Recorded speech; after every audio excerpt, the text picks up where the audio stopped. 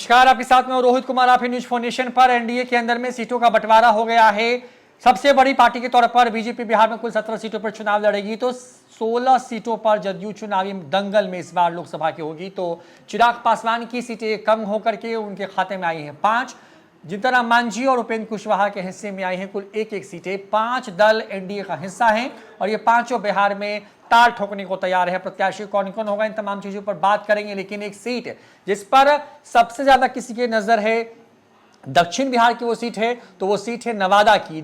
भूमिहार बहुल्य नवादा की सीट पर कौन होगा इस बार के चुनावी दंगल में, इस पर से आज पर्दा हम आपके सामने उठाने वाले हैं। बड़ी बात यह है कि नवादा सीट साल 2014 और उसके बाद 19 में जो है वो एनडीए के खाते में आई। पहले गिरिराज सिंह यहां से जीत करके आए जो कि बाहरी थे, तो उसके बाद चंदन सिंह जो कि सूरजभान सिंह के भाई हैं, उनको जो है चुनावी मैदान में उतारा गया। और दोनों दफे ऐसा हुआ कि वहां के स्थानीय लोग इस बात की मांग करते रहे कि हर बार नवादा के लोगों के साथ ऐसा क्यों हो रहा है जब उनके मत्थे कोई बाहरी मर दिया जा रहा है। इन तमाम चीजों पर बात करेंगे। लेकिन सबसे पहले साल 2019 के चुनावी नतीजे क्या थे।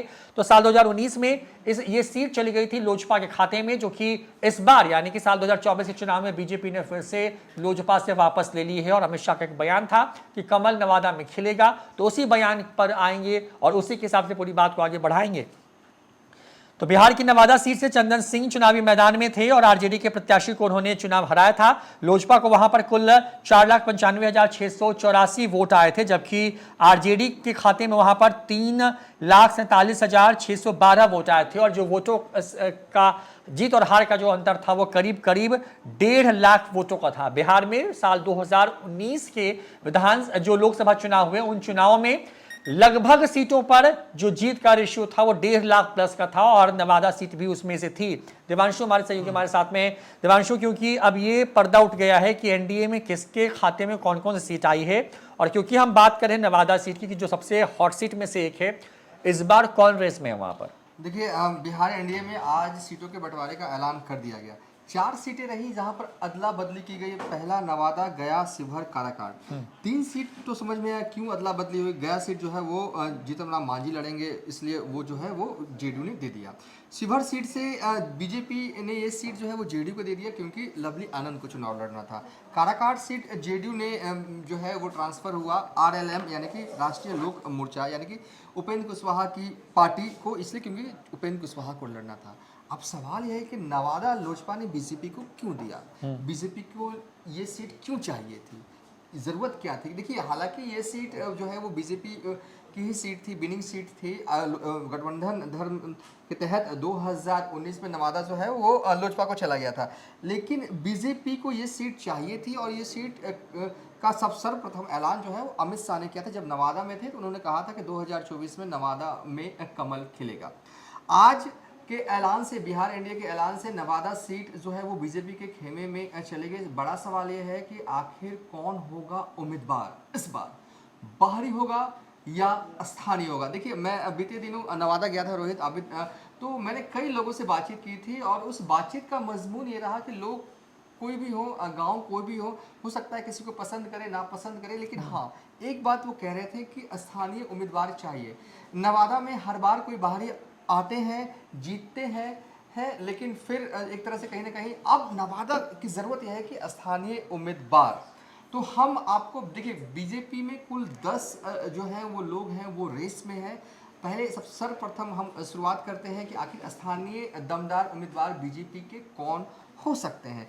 बीजेपी के दमदार उम्मीदवार जो है वो दिख रही हैं। अरुणा देवी जो कि वारसलीगंज से बीजेपी की विधायक हैं, 4 टर्म विधायक रही हैं। पहली बार 2000 वाले विधानसभा चुनाव में वो इंडिपेंडेंट जीत के आए थे। उसके बाद 2005 में लोजपा के टिकट पर चुनाव जीती। 2000 हालांकि सेकंड बार जब 2005 में अक्टूबर नवंबर में चुनाव हुए थे उस वक्त हार गई थी। 2010 वाले चुनाव में भी वो हार गई थी, लेकिन 2015 और 2020 में वो बीजेपी के टिकट पर चुनाव लड़ती हैं और जीतती हैं। वारसलीगंज से विधायक जो है वो है। नीतू सिंह का भी नाम जो है ऊपर चल रहा है। हालांकि हिसुआ से कांग्रेस की विधायक है, लेकिन जिस तरीके से बीते दिनों का सिनेरियो उनका रहा, विधानसभा पहुंचती हैं फिर वो कहती है कि अगर टिकट मिलेगा तो चुनाव लड़ेंगे। तो बीजेपी वाले हो सकता है कि नीतू सिंह और तो खुलेआम करेंगे कि बीजेपी देती है तो उनके साथ जाने को तैयार है। हाँ, और एक राजनीतिक पृष्ठभूमि लंबी रही है। उनके ससुर जो है नीतू सिंह के स्वर्गीय आदित्य सिंह जो कि मंत्री भी रहे है। उसके बाद अगर आपको कहें कि डॉक्टर बिमल प्रसाद जो कि स्थानीय है, ये सब मैं जो नाम ले रहा हूँ ना जो रेस में है, फिर मैं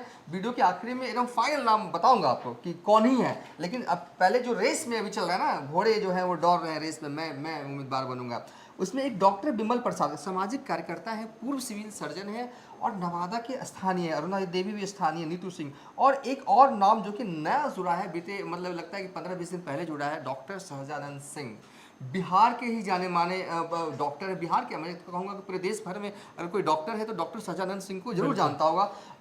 IMA जो कि मेडिकल से जुड़े हुए सबसे बड़ी संस्थान है, उसके पूर्व निर्देशक जो है वो रह चुके हैं। 15-20 दिन पहले उन्होंने जो है ऐलान किया था कि वो चुनाव लड़ना चाहते हैं NDA के टिकट पर। वो जो है बरबीघा के रहने वाले हैं, वो भी स्थानीय हैं। और एक नाम और आ रहा स्थानीय में, अनिल सिंह का, जो कि पूर्व विधायक जो है वो रह चुके हैं। ये जो है वो स्थानीय जो है उम्मीदवार हैं जो कि रेस में है। अब चलते हैं बाहरी उम्मीदवार कौन हो सकते हैं नवादा में। तो रोहित, नवादा में विवेक ठाकुर का भी नाम चल रहा है जो कि मौजूदा वक्त में CP ठाकुर के बेटे हैं, राज्यसभा सांसद हैं और उनका टर्म अगले साल खत्म हो रहा है।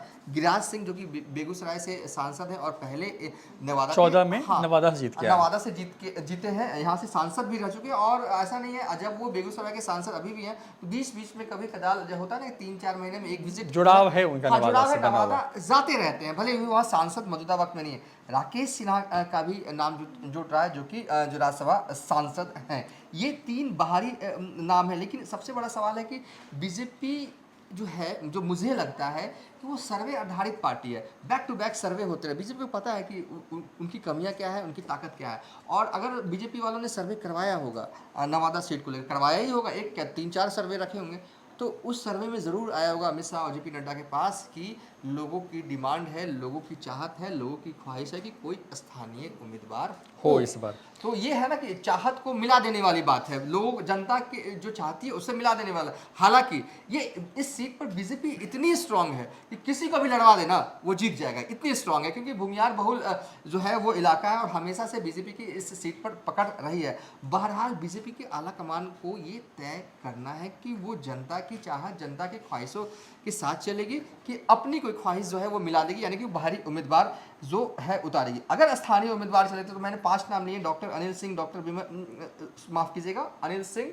डॉक्टर बिमल प्रसाद, अरुणा देवी, सहजानंद सिंह और नीतू सिंह। इन 5 नाम में से सबसे मजबूत और सबसे दमदार जो नाम मुझे यहाँ से लग रहा है कि जो कि जनता की पकड़ है, जनता के बीच में रहते हैं, तो वो 3 नाम पहले हमने सेलेक्ट करता हूँ। अरुणा देवी है, सहजानंद सिंह है, नीतू सिंह है। सहजानंद सिंह क्योंकि नए आए हैं तो थोड़ा सा ना मुझे थोड़ा वीक है और कैडर नहीं उनके पास, वीक नहीं मैं कह रहा हूँ कि नए आए हैं ना, तो क्या बीजेपी इतना बड़ा भरोसा करेगी, ये वाली बात। और वो टिकट मांग रहे थे जदयू लोजपा से मांग रहे थे, बीजेपी के दरवाजे के पास वो गए भी नहीं, लेकिन नाम इतना बड़ा है, ब्रांड फेस है बिहार के, तो ये वाली बात। नीतू सिंह हो सकता है कि कांग्रेस को में सेडेंट करने के लिए हो सकता है नीतू सिंह को भी लाया जा सकता है। नीतू सिंह जो है कि वो एक तरह से कहते हैं राजनीतिक पृष्ठभूमि इलाके में रही है, उनके जो ससुर हैं आदित्य सिंह, उनकी पकड़ पूरे नवादा में रही है, हाल है मंत्री रह चुके हैं कांग्रेस से, और अनिल सिंह भी विधायक रह चुके हैं। लेकिन इन 3 नामों में मुझे लगता है कि अरुणा देवी जो है ना अभी थोड़ी सी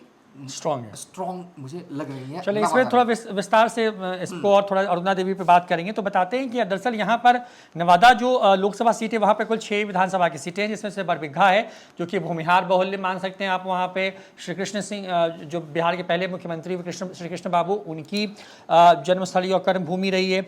तो बरबीघा जो है वहाँ पर जो है बरबीघा सुदर्शन जो हैं वो विधायक हैं जो कि जदयू से आते हैं। रजौली में प्रकाश वीर RJD से हैं। हिसुआ में नीतू कुमार जिन जो रेस में भी हैं वो कांग्रेस की हैं, और वो अगर उनको मौका मिलता है, अगर टिकट मिलता है तो पार्टी छोड़ सकती हैं, और एक उस इलाके में एक बड़ा भूमिहार चेहरा भी है। इसके साथ साथ गोविंदपुर सीट है जहां से मोहम्मद कामरान जो कि RJD के वहां पर विधायक हैं, और वारसलीगंज से बीजेपी की। अगर इन 6 लोक विधानसभा सीटों की को समझें तो यहाँ पर आपको लगेगा जो विधानसभा के नतीजे हैं उससे आपको ये लगेगा कि यहाँ पर मजबूत तो महागठबंधन है, लेकिन जैसे ही लोकसभा में आप जब इसको उलट देते हैं तो यहाँ पर अचानक से जो है वो पकड़ हो जाती है यहाँ पे मजबूत NDA की और खास करके बीजेपी की। बड़ी बात यह है कि इस सीट पर बीजेपी ने बिहार के चुनिंदा जिन लोकसभा सीटों पर पहली जीत हासिल की उसमें से नवादा की भी एक सीट थी।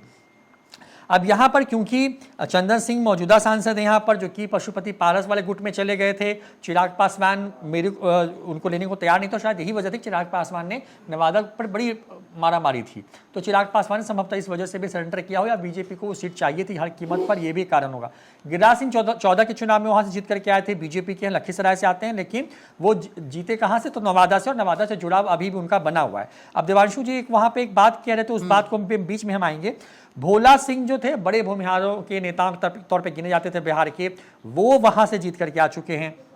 उसके पहले 4 के लोकसभा चुनाव में ये सीट आरजेडी के खाते में थी, लेकिन 1999 के चुनाव में ये बीजेपी ने यहाँ से जो बीजेपी का कमल खिला था, और 96 में भी यहाँ पर बीजेपी ने पहली बार अपना कमल खिलाया था।